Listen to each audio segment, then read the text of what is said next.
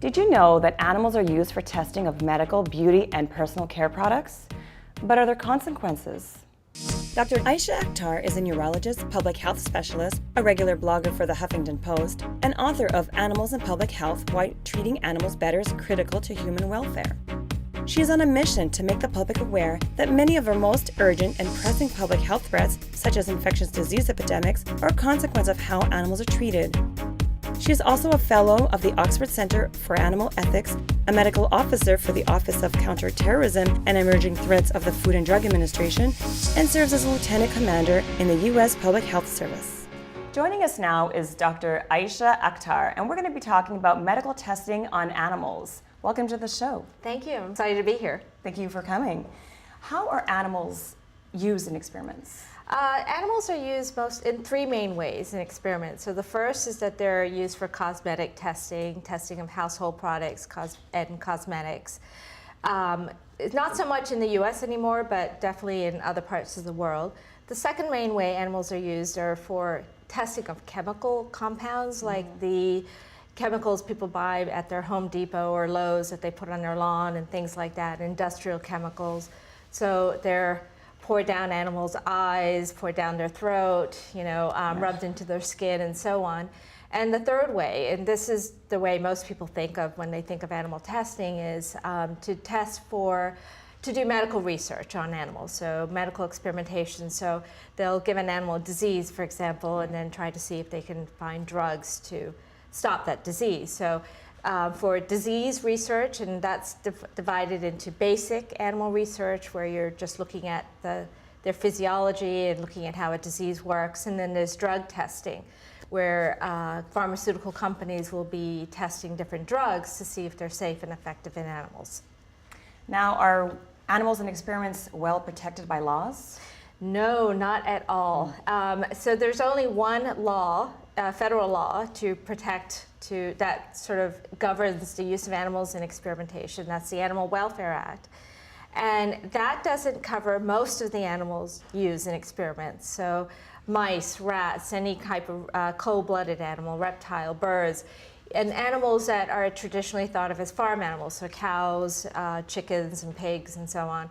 None of those animals, none of them is covered under the Animal Welfare Act. And so under the Animal Welfare Act, they are not defined as animals at all. So there are no laws, federal laws, to govern what can and cannot be done to those animals.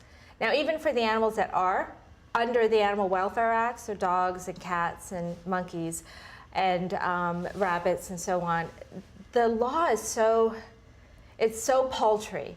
Basically, it's more like a husbandry act. It tells you how much room an animal must have in a cage. For example, it governs, says a dog must be able to turn around. Can you imagine? A dog must be able to turn around in his cage. People have to be told to do that. Some monkeys are supposed to have, maybe you can put toys in their cages to make it seem a little better for them. But even for the animals who are protected under the Animal Welfare Act, the act is really paltry. It does not at all restrict what can be done to animals. So anything can be done to animals, and arguably has been done to animals, in the name of research. Wow. And is animal experimentation effective in studying human disease? No, not at all. And really? This is what a lot of people are starting to come to grips with, is that we've been doing animal experiments for centuries.